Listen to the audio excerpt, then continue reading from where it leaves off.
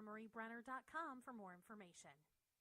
Next time you go buy a book by, Mark Levin or Rush Limbaugh or Sean Hannity or one of your other favorite political authors, or any author for that matter, do me a favor. Start at SarahMarieBrenner.com/Amazon.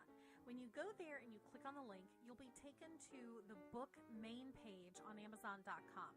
But there are two really great things that come from that. First of all, you'll be able to save up to 45% on bestsellers, new releases, and editor's picks. And the Sarah Marie Brenner Show will get a small percentage of all of your purchases. So you'll be also supporting the radio show.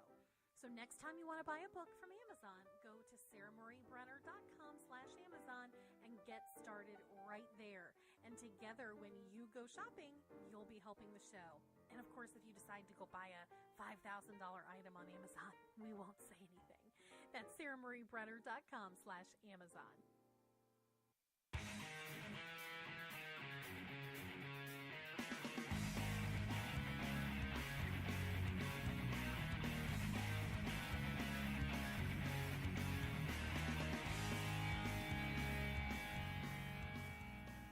This is Sarah Marie Brenner. Welcome back to the show, everybody. Thank you for being with us for this Freedom Friday show. I hope that you are enjoying it. We're here with Paul Gregory Matujak and Jana Brock from Brenner Brief News, and we are about to bring on Linda Elliott, and Linda is the spokesmom, as she likes to be called, for 1 Million Moms Against Gun Control. So, Linda, welcome. You're on here tonight with Paul Gregory and Jana as well. Thanks so much for being here. Oh, thanks for having me.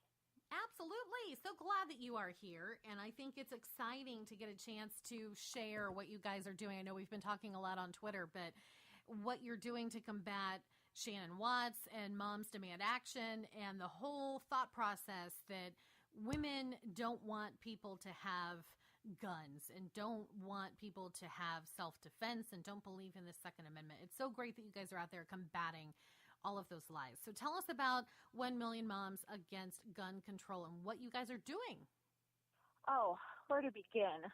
1 million, 1 Million Moms Against Gun Control was founded in the wake of Sandy Hook, just as Moms Demand Action was. And you've spoken with Heather, our founder, and she was outraged that Shannon Watts had the audacity to speak on behalf of all mothers.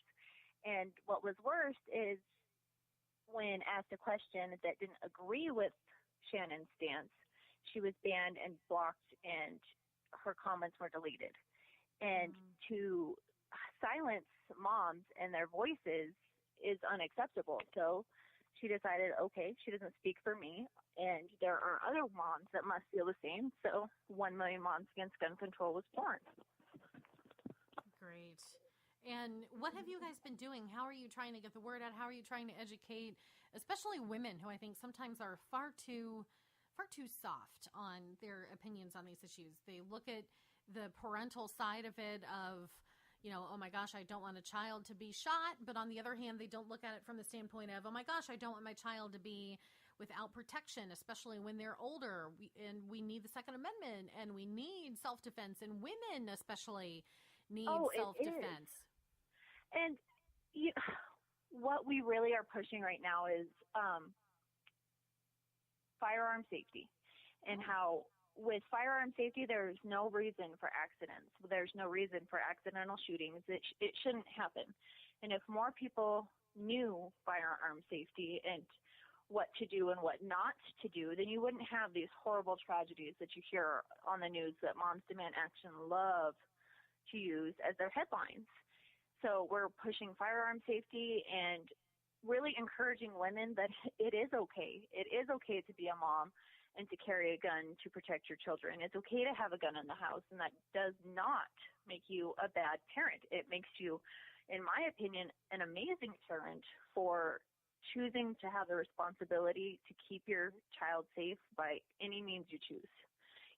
It's not something to take lightly. It's a big responsibility to take that firearm and to take the practice and to safely learn how to do it, and it's not something to be taken lightly. So we push for responsible gun ownership, and that means, storing your firearms safely and teaching children how to use firearms safely. She used to be a state coordinator. She's now a member of the board, but out of Texas, Michelle, she teaches 4-H shotgun, and her kids are amazing and competition shooters. And I think her youngest daughter is, 9 and just moved up to the 12 gauge shotgun. So if, a 12-year-old can do it, then why can't any woman do it? Yeah. Well, I think what you guys are doing is fantastic, and anything, thank you. Of course, that we can do to help to promote as you're doing events, trainings, and things. If you want to write a special post for Brenner Brief News, whatever we can do to help to promote it, holler at me, and we most certainly will. Jana Brock, I want to go ahead and bring you in. Is there anything you would like to chit-chat with Linda about? Okay, well, I have to admit I don't know a lot about this topic, so would you just kind of tell me a little bit about, and I'm sure this has been written about already before, but would you just tell me a little bit about what you guys do? Do y'all do a lot of like safety training for young kids? What's kind of your main objective? Kind of our main objective is so hard to choose because we've just been on a little bit of everything, so I don't know how to quite narrow it down. Like I said, firearm safety, encouraging both adults and children how to safely fire guns is a big one. We're also battling legislation where we can, bringing awareness to different bills that have a tendency to be problematic. There's a bad one coming out of California here. It was just written about in The Truth About Guns yesterday. And how it can affect women and how you choose to defend yourself. And see, I'm in Colorado, and we're doing a course in July about the defensive pistol course, and it's more than just a safety course and a handgun class. It takes you beyond the bench rest and how to use tactics, how to get distance, and how to safely pull your firearm if you were to ever be, heaven forbid, be in a situation where you would need to draw your weapon to defend your life.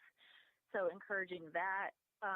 I helped with the recall efforts this last summer in Colorado to recall the senators that went against their constituents' wishes and voted for stricter gun control laws when we didn't want them. So we decided to make history, and those senators lost their jobs because the people spoke and they no longer are senators. So yeah, that was an amazing effort, what you guys did.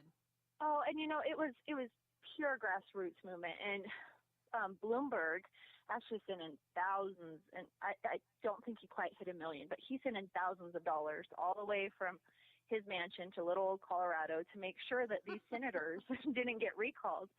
And they kept saying, oh, you guys have all these millionaire backers. And when I was hearing about it, we were out spray painting lawn signs because we couldn't afford to buy them. So somebody donated used lawn signs. So we just bought the spray paint. We're out there spray painting, and it was grassroots movement, and it was the people in action. You're the AstroTurf, remember? Oh, You're the AstroTurf movement. That's what Nancy Pelosi likes to say. Yes. So, it's the people that we get to meet. And 1 Million Moms played a very small part in it. It was amazing to see people from, the Victor Head. He was the one that decided to recall Senator Harone, and he's a plumber in real life. That was his job. And he was a plumber, as blue collar as you get. And he just said, this is unacceptable. You don't speak for me. And he never really cared about politics, but he decided just because he didn't care about politics definitely cared about him. So he made history. It's never been done, and blue collar Victor Head made it happen. So very cool. And Paul Gregory, let's bring you in here. I'm twisting my words around tonight. Let's bring you in here. Well, yeah. I've become Al Sharpton. I played that audio at the beginning of the second hour, and now I'm having non-teleprompter issues. I'm still never as bad as Al Sharpton on a good day or a bad day. Go ahead, PG. Well, Linda, I love the work you're doing, and I'm also interested in seeing you guys expand more. Just to give you a little bit of my history, if in case you don't know it, I'm retired after 24 years in the military. Well, thank you for your service. Well, thank you. Thank you for the service you're doing now. Part of My part of part of my duties, of course, included teaching a lot of tactics with firearms, et cetera. Spent a lot of time doing special tactics with the M4 and or Mhm. AR-15 in close quarters and et cetera. And I've even taught lieutenants how to do it. I've also gone to the Front Sight Academy there in Nevada, and I'm a lifetime member of Front Sight. I don't know if you're familiar with them. My Mhm. wife has a CHL. She carries concealed. Good for And her. we're also big in martial arts. This question that I have for you actually comes from my wife. I just wanted to give you a little bit of background. My wife's a veteran as well. My wife wants to know what she can do in San Antonio, Texas to join you guys. To check out our website, 1mmagc.org, and we have a volunteer sign-up sheet. And if she fills out that form, if anyone fills out the form, we desperately need help everywhere. And we have And tell jobs us for that site everybody. again, Linda. It's the numeral 1mmagc.org. Okay. And Great. we have jobs for everyone. If you want to, some people don't have a lot of time to do, but they help us run our Facebook pages. Some people would have really been helping out when it comes to getting the youth program going, where it's firearm safety, where it's help with getting, I'm sorry, I'm stuttering. It's been one of them days today. We're No, having you a are kind doing of a just fine. crisis management where, something like when Shannon Watts decides that they've made this huge success, where we decide how we're going to handle it and how we're going to respond and get people to care about it. We are expanding so much, and we're reorganizing, and it's been fabulous. We have been exploding and having so many more opportunities. So we really do need more help. So fill out that volunteer form on the website, and we'd be happy to have any volunteers that we can get. Great. So is that how you guys are formulating? Is everybody volunteers, or are you setting up as a nonprofit and taking donations? What's kind of your Both. setup there? Both. We are a nonprofit. We're a 501c3, so we run strictly off of donations. So, when we hear that Bloomberg has $50 million, and he's giving that to MBA, and we're moms. We're true grassroots, and it's always funny because we have people from all over, from Illinois to California to Texas to Florida, and when we all speak, somebody's like, "Hey, Linda, I need you to do something," and I'm like, "I'm sorry, I'm cooking dinner, and then after the kids are out of the bath, then I can help you." And we're all moms. We all juggle and we do what we can when we can, and so to hear somebody getting paid to do what we just stay up late to do and do when the kids are sleeping and when you have a couple downtime, that's how we do it. We're grassroots. So if you choose to maybe not volunteer your time, but you would like to donate to our cause, that is just as appreciated as well. Great.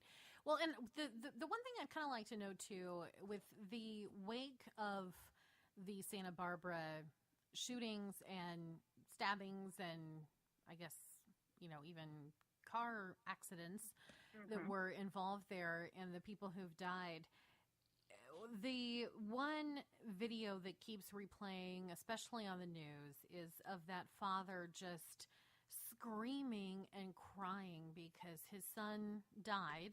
And I think we all feel for him, but the part of his cry that this is all because of the politicians and not wanting to put in more gun control measures, as moms especially, and as women, where women usually are seen as the more sensitive ones, how can women combat somebody like that? Who, I mean, granted, he's lost his son, so probably nothing's going to change his mind at this point. But how do women combat that argument, especially when there's so much emotion involved? Well, the emotion is the hard part, because when you make decisions based on emotion, they're usually skewed. And women can be emotional. Nobody knows that better than women, and as mothers, and we sympathize with that. But at the same time, too, when you're hurting and when you're in pain, it's not the time to make knee-jerk reactions, to push legislation that could harm other people. Because in California, how many gun restrictions are there already in place that they didn't work? And to me, that is evidence that no matter how many laws you have on the books, it is not going to stop somebody who has made the decision to take those lives. He planned those. And it breaks my heart, and my heart breaks for his father as well. But more legislation isn't the answer. For me, the answer lies in it's a people problem. It's not a gun problem. It's a child that didn't have a firm grip on reality. Mm-hmm. He was I don't know how to tactfully say this. He was a little bit spoiled. He was a little, he came from a wealthy background, and my mom was a single parent, and I'm blessed that I was raised that way because I value so much what I give and what I give my kids, and they know not to ask for things because they probably won't get it anyways. And to me, this kid just didn't know how to accept the answer no.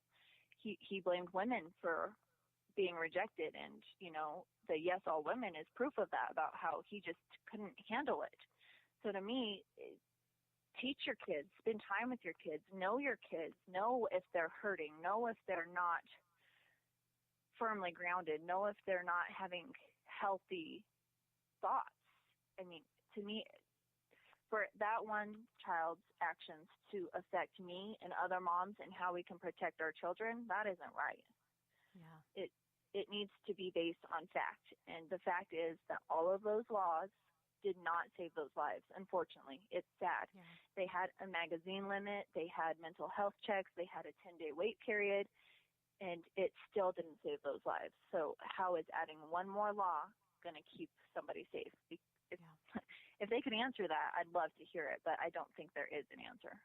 No, I completely agree. I think it's a very, very difficult one to go after, and you've got to somehow find that avenue to get to them with fact, and that's the challenging one. Well, Linda Elliott with 1 Million Moms Against Gun Control. I want to thank you so much for being here. We're out of time, but toss us your website one more time, if you would, please. Our website is the numeral 1, mmagc.org, or you can find us on Facebook at 1 Million Moms Against Gun Control, all spelled out, or we're on Twitter at 1mmagc. Yes, fantastic. Thank you for being here, Linda. Thank you for everything that you guys are doing. Please keep in touch. Pleasure. Yes, and do let us know if we can ever help to promote anything for you. I would love you can to count on it. Great. We will talk with you again soon. And we're going to be right back on the other side of this break. We're almost done with our 2-hour Freedom Friday show. Thank you for being here tonight. Make sure you go to BrennerBrief.com. We'll be right back after this break. Stay with us.